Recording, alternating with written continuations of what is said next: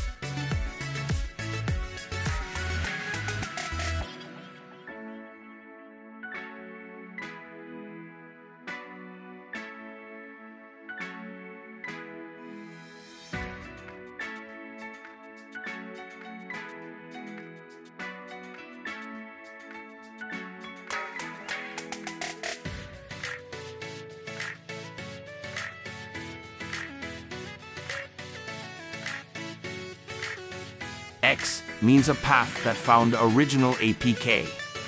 P means payload. L, host, means your Kali machine IP address. L, port, means your local port number. O, output name. You can put any name, but don't forget .apk.